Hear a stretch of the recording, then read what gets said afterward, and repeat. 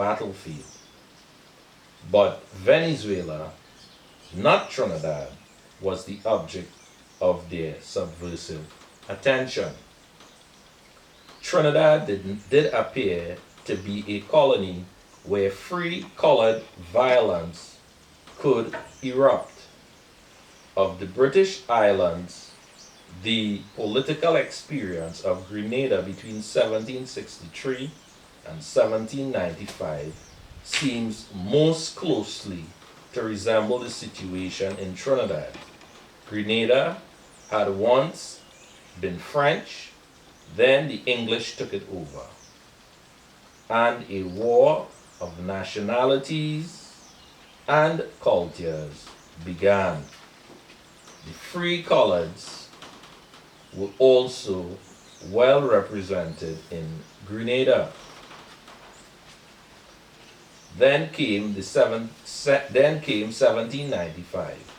The abortive Julian Fedon revolt in neighboring Grenada was not only a bad memory, but an experience of some who were now ex-Grenadian residents in Trinidad, which had a mixed population of Spaniards, Frenchmen, and Englishmen, and the different groups of coloreds and slaves oriented to the culture of each of these major European groups.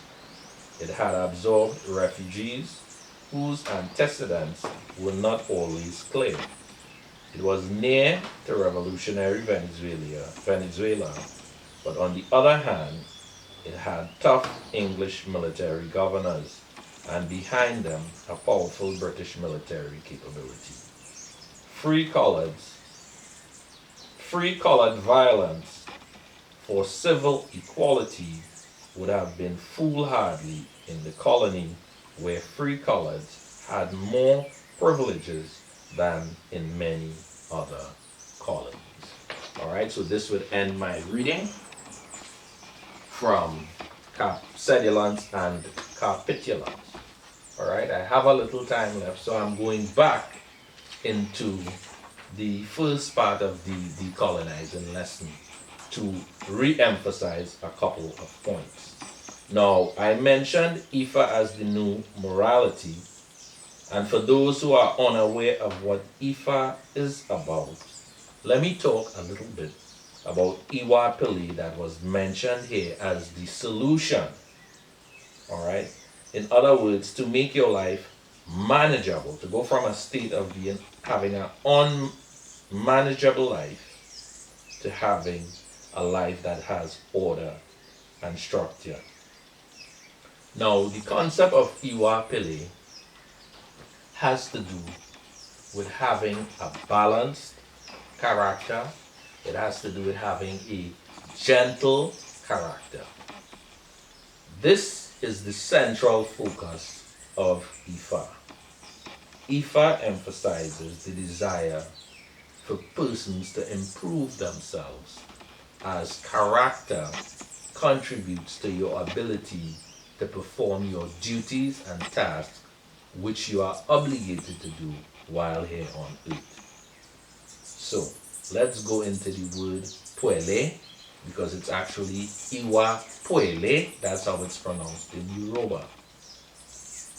Iwa Pele, as I've mentioned, speaks about having a balanced and a cool character. The concept of coolness in Yoruba cosmology implies the ability to have efficient communication with everyone, with all beings, and with everything in your environment. This communication, once enhanced, is able to bring about cooperation and progress. So coolness implies the ability to improve and enhance communication. Alright, so whenever you hear the term Iwa Pele, it speaks of that coolness. Alright, now there is another term that is closely related to Iwa Pele, and that term is Iwa Rere. The term Iwa Rere speaks of having a good character, good and noble character. So, Rere would speak about something that is great.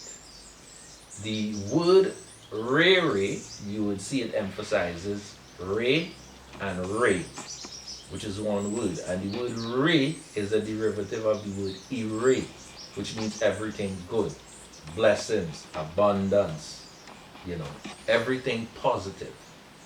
So when it is shortened and it becomes re, it is emphasizing on good.